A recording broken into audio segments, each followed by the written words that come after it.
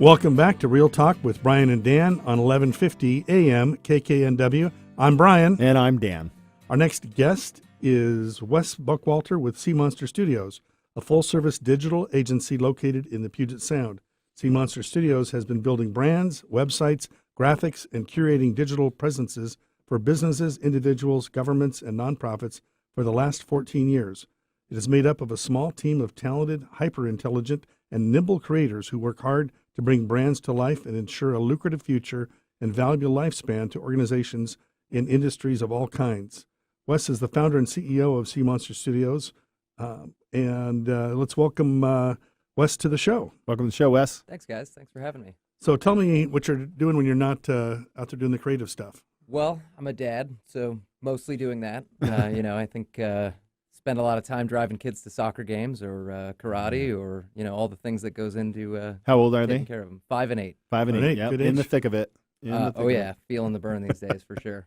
It was so funny. I was just talking to a friend of mine who was at the Husky game with me, and we were like, wow, isn't this cool? We don't have to drive our kids everywhere because our kids are now like 16 and up. Oh, yeah. And Soon so enough, you can look just forward to bear them with- driving yeah, you everywhere, yeah, right? Yeah, well, at A some little point. chauffeur action if it's not too hair-raising. Yeah, right. So your hobbies are taking care of your kids. That's awesome. Yeah. Tell us about the home you grew up in. Well, I grew up in Northern California, Okay. so like everybody from Northern California, moved to Seattle. Where in Northern California? A town called Auburn. I know Auburn, yeah. Pretty small little town that's grown up into a much bigger suburb of Sacramento these days, but really hot. So glad to be up here when it's summertime, and glad to go down there and visit every now and then when it gets a little cold here in the winter. Awesome. So what exactly is a full-service digital agency? Well, full service being the key component. So if you're a business of any kind, basically we service your brand, your presence on the web or in print, or basically anything that you would need to relate yourself to your audience or your customers in any way, we can handle. And so oftentimes that's building websites, that could be designing a brand, which entails everything from building a logo to how you look and relate yourself to your audience. Pretty much we can handle everything from soup to nuts and strategy, the look and feel of everything that you've got that's a component of your brand, and then the ongoing strategy and maintenance of that brand as well. It sounds like it could cover a lot of different spots. It does. Okay. Yeah. So what got you started in doing that?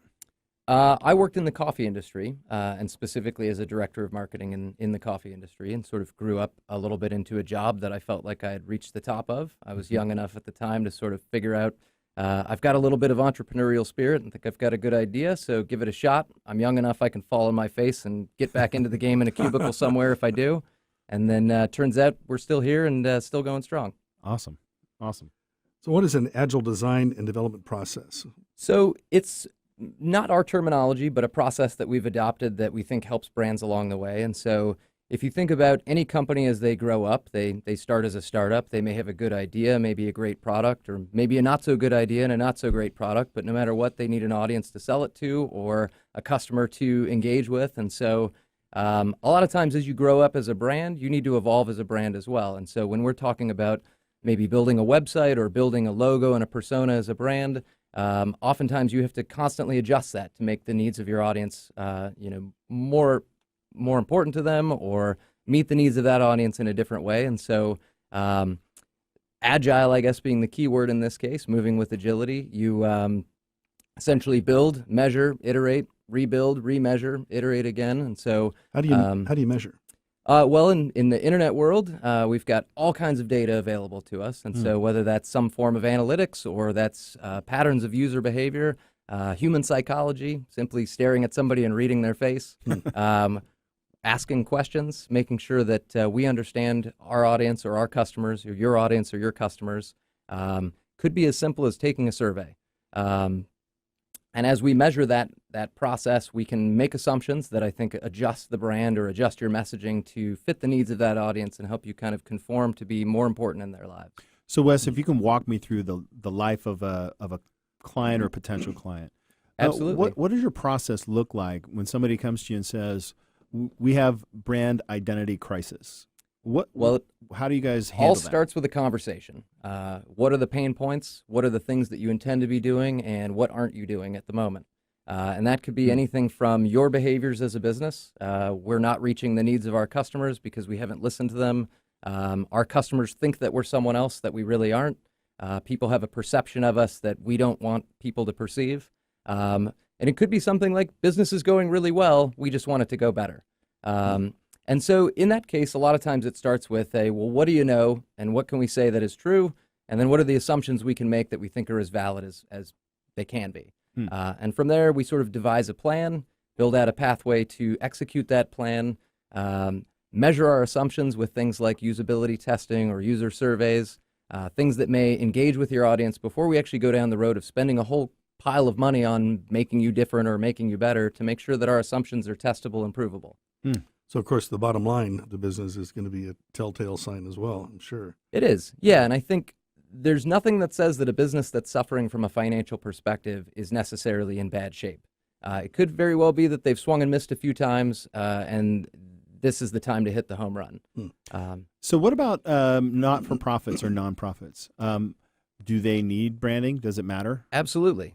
So we work with a lot of nonprofits. I think charity in every way is something that's important to us as a business. You know, making the world a better place, especially as internet nerds and branding nerds. People kind of ask, well, what are you doing for the world to make things better? And so looking at nonprofits and helping them succeed, branding is just as important. You know, if you think about the way any nonprofit relates to their audience, their end goal is essentially to gain donors and gain patrons and, essentially increase their reach out to the world. Whether they're a local nonprofit or a national one, they want more people to bring effort into their organization or bring money into their organization. And so looking good, sounding right, making sure that your messaging is accurate, all of those components are successful elements of a good nonprofit. I would think communicating the vision, the mission is probably critical. Absolutely. And so I think most nonprofits actually come to the table with a pretty solid mission statement. And so a lot of times it's about honing that mission statement to evolve over the times. If you think about a nonprofit that's maybe been in business for 50 years, the audience has changed. People are getting younger. Their lives are becoming more and more digital. There may be different facets of relating to that audience than what was successful 20 years ago. And so making sure that you're always measuring and evolving with those times is essential for a nonprofit, but just as much for a for-profit business. So I'm reading. Oh, go ahead, please. Your turn.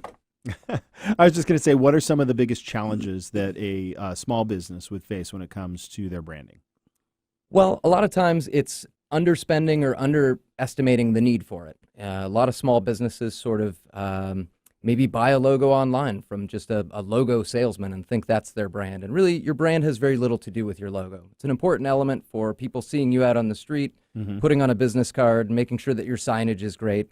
But at the end of the day, your brand is who you are, your personality and how it relates to your audience. And so making sure, more than anything, you've humanized yourself, you've found an audience that you can relate to and that feels like the type of people that you want to work with or the type of customers who you want to spend money with you, or whatever the facets of your business may be. Targeting and finding the people who find you important is the thing that I think people tend to discount the most with their brand. A lot of it's just, how do I look? And it's really only one component of branding. Interesting. So I'm reading a lot these days about big data and how it relates to consumers, especially consumer privacy. Do you guys look at big data? Do you crunch that at all? We love data. We are data nerds. And so any chance we can use data to help drive decisions for us, the better off we're going to be. We can make educated decisions. We can use it to manipulate users' behavior in a positive way. And it doesn't always have to be creepy. You know, there's nothing that says, I need to know who you are and what you're doing in order to understand your behavior. That's the part that bugs the consumers, is the loss of privacy. Absolutely. So here's, how do you balance the use of the data with protecting privacy? Well, hopefully it's about having good ethics. You know, at the end of the day, it's up to every company to be responsible with the way that they use data. Right. And hopefully you have good people making good choices to use that data responsibly. At the end of the day, it's also up to the largest tech companies who invent these machines that process big data to do the right thing for us as well. So, and Wes, I think one of the important things for the listener to know about data and your information is, you know, the terms of service that you agree to, you're really giving up I wouldn't say anonymity, just the data, right? You're submitting the data, and you should read them, read the TOSs. Absolutely. So that you understand where things are going. But from a marketing standpoint, because I geek out on this a lot for real estate, when we're trying to identify segments, market segments, whether it be first-time home buyers, move-up buyers, or folks that are downsizing, is you want to think about from an outside point of view, right? And that's one of the things of having a consultant like Seamonster Studios that has experience looking at an outside view, that they're analyzing it not from a inside view, right? I know what I know about real estate, and I can talk about real estate all day, but a consumer's behavior, and that's where the data comes from, right?